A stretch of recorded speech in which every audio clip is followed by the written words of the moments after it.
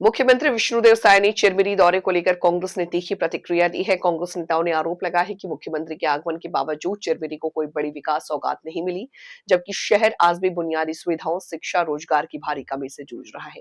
कांग्रेस ने भी आरोप लगाया कि विपक्ष द्वारा मुख्यमंत्री को ज्ञापन सौंपने की कोशिश को रोका गया, जो लोकतंत्र की आवाज दबाने जैसा है।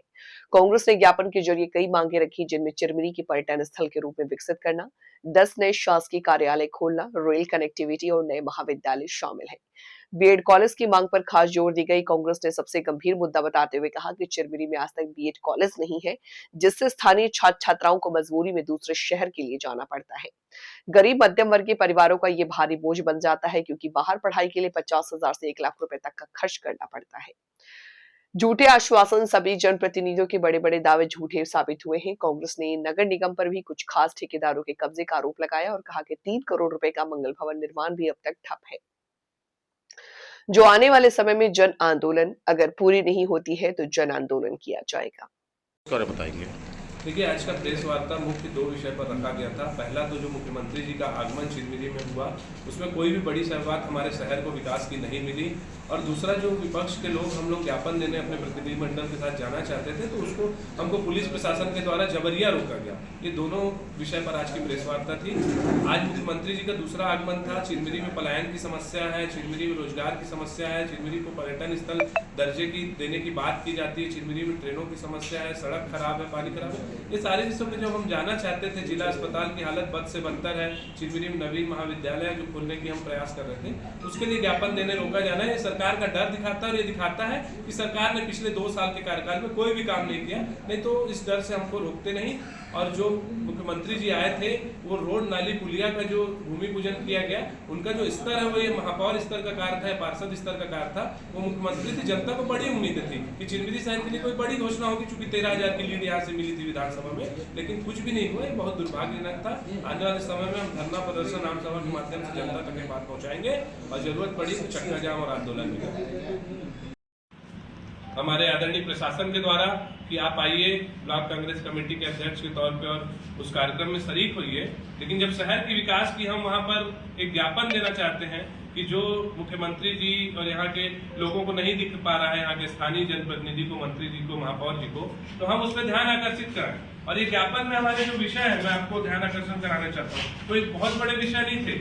इसमें पहला विषय है कि चिरमिरी को पर्यटन स्थल का दर्जा दिया जाए। आज पंचवटी महादेव हमारे कार्यकाल में जो चालू हुआ था, वह काम पूर्ण हो गया। कितना भव्य महाशिवरात्रि में वहां पर मेला लगा हुआ था, आपने देखा होगा, लोगों में उत्साह था। अब चिरमिरी में अमृत धारा, महामाया मंदिर, जगन्नाथ मंदिर को जोड़कर चाहते थे एक पर्यटन स्थल घोषित हो। दूसरा, हम चाहते थे कि 10 जिले के 10 कार्यालय हमारे शहर में आए। यही भाजपा के लोग, जब हमारा जिला मुख्यालय संयुक्त रूप से घोषित हुआ था, तो विधवा तलाक करते थे। 2-2 साल तक यहाँ पर आंदोलन चला। हमने कभी किसी आंदोलन को नहीं कुचला। वहां पर भारतीय जनता पार्टी की बी टीम और तथाकथित भाजपा के जो अन्य जो व्यापारी बन के वेश बदले हुए थे, बहरूपिया बन के आए थे, उस समय वो जिले का मुख्यालय भी मांग रहे थे और कार्यालय भी मांग रहे थे।